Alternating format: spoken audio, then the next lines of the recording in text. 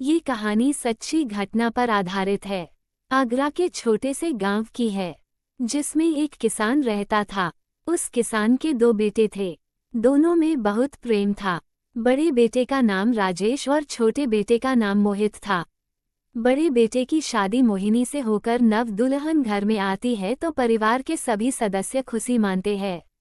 कुछ समय तक तो सब कुछ ठीक रहा, पर बड़े बेटे की बहू का चाल चलन ठीक नहीं था। वो अपने घर में सभी से लड़ती झगड़ती रहती थी, और जब राजेश घर से बाहर चला जाता था तब अपने सास ससुर से लड़ती थी और उन्हें मरती थी। कहती, अगर किसी ने मेरे पति से कुछ कहा तो सभी को मार दूंगी। मोहिनी की बात सुनकर सभी घर वाले डर जाते हैं और चुप रहते हैं। मोहिनी का पति पास में ही पार्ट टाइम जॉब करता था। उसकी ड्यूटी नाइट टाइम की थी। मोहिनी की निगाहें अपने देवर की ओर विचलित हो जाती है और अपने देवर को अपने पास बुलाकर कहती है कि देवर जी, मैं तुमसे प्यार करती हूँ। ये सुनकर देवर भी खुश हो जाता है। अब दोनों में प्रेम प्रसंग होने लगा। अब तो सारी सारी रात उसका देवर भाभी जी के कमरे में सोता था। दोनों में काफी नजदीकियां बढ़ने लगी। दोनों एक दूसरे के बिना नहीं रहते थे। जब मोहित शादी के योग हो जाता है तब गांव के कुछ लोगों उसकी शादी की बात उसके पिताजी से करते हैं। वह मान जाते हैं और गांव के ही एक व्यक्ति ने उसकी शादी राधा नाम की लड़की से करवाई। राधा के बचपन में माता पिता का देहांत हो गया था। राधा का एक चचेरा भाई था, उसने राधा की शादी करी थी। जब राधा दुल्हन बनकर घर में आती है सभी लोग खुशी मानते हैं, लेकिन उसकी भाभी मोहिनी को अच्छा नहीं लगा। कुछ समय तक सब कुछ ठीक रहा। एक दिन मोहिनी भाभी ने एक प्लान तैयार किया राधा को पिटवाने का। मोहिनी ने अपने देवर को बुलाकर कहा कि तुम्हारी पत्नी गलत काम करती हैं। यह मोहल्ले के लड़कों को देखती है। ये सुनकर मोहित आग बबूला हो जाता है और अपनी पत्नी को मारता है। राधा ने काफी टाइम तक उसी पिटाई झेली, पर कब तक पिटाई सहन करती। अब राधा ने फैसला कर लिया कि अब इस घर में नहीं रहना। राधा अपना बैग लेकर अपने मायके चचेरे भाई के घर चली जाती है। इधर उसकी भाभी को मौका मिल चुका था। वह अपने देवर के साथ काफी रंगोलियां मानती है। कहते हैं कि जिस औरत के मन में पाप होता है वह अपनी आदत से कभी बाज नहीं आती है।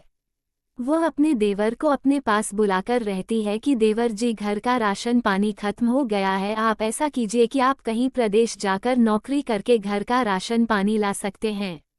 देवर भी उसकी बातों में आ जाता है और भाभी की बात मानकर प्रदेश चला जाता है। इधर मोहिनी के मन में पाप था। उसने अपने पति को बुलाकर कहा कि आप पिताजी की सारी प्रॉपर्टी अपने नाम कर लो और सारी प्रॉपर्टी के मालिक हम दोनों हो जाएंगे। पति भी पत्नी की बातों में आ जाता है और अपने पिताजी से कहता है कि आप कल मेरे साथ तहसील चलिए, मैं आपकी पेंशन बनवा दूंगा। राजेश ने वकील साहब से पहले ही लेन देन की बात कर ली थी और उन्हें लेकर तहसील पहुंचा और सारी प्रॉपर्टी अपने नाम कर उन्हें घर वापस ले आया। अब तो मोहिनी भी सास ससुर को काफी दिक्कत देने लगी और उन्हें टाइम से खाना भी नहीं मिलता था और उन्हें से रोज झगड़ा करती थी। एक दिन उसने अपने पति से कहकर अपने सास ससुर को घर से निकलवा दिया और दोनों पति पत्नी सारी प्रॉपर्टी भेज दी और जाकर ससुराल में रहने लगा। इधर मोहित को काफी टाइम हो चुका था, घर बात भी नहीं हुई थी। मोहित के मन में विचार आया कि काफी टाइम से मैं घर पर भी नहीं गया हूँ, मैं घर पर जाकर देखूंगा कि घर वाले सब कैसे हैं। इधर मोहित के माता पिता एक स्टेशन पर भीख मांगकर अपना लालन पालन करते हैं। इधर मोहित की पत्नी भी राधा एक दिन सब्जी लेने के लिए स्टेशन रोड पर पहुंची तो उसने देखा कि उसके साथ ससुर भीख मांगकर गुजारा कर रहे हैं।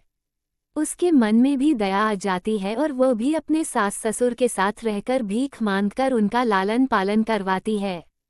जब मोहित घर पर आता है तब देखा है कि घर में ताला लगा हुआ है और गांव वालों से पूछता है कि हमारे घर के सभी सदस्य कहाँ गए हैं। तब गांव वाले बताते हैं कि तुम्हारे भैया और भाभी ने तुम्हारे पिताजी की सारी प्रॉपर्टी अपने नाम कर ली है और यह घर भी बेचकर अपनी ससुराल में रहने लगे हैं।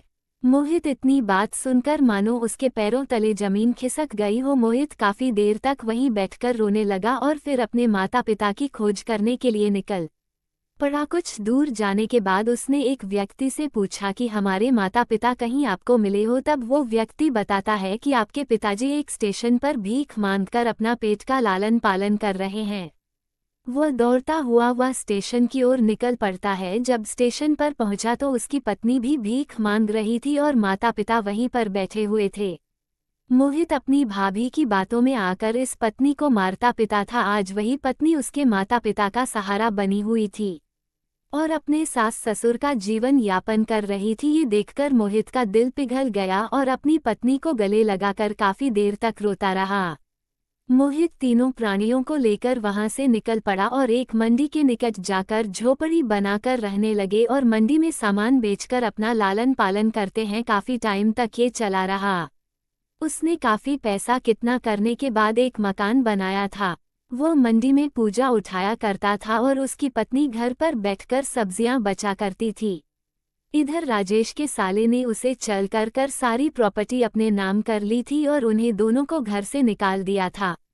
और दोनों व्यक्ति वहां से निकालकर इस मंडी में आ जाते हैं जहां पर उसका छोटा भाई काम करता है। जब दोनों आपस में मिलते हैं तो एक दूसरे के गले लगकर काफी रोते हैं, लेकिन मोहित उसकी बातों में आने वाला नहीं था क्योंकि उसने उसके माता पिता को घर से निकाल दिया था अपनी पत्नी के कहने पर। लेकिन उसके पिता के मन में दया आ जाती है और अपने छोटे बेटे को समझते हैं इसे भी कहीं बेटा काम दिला दो।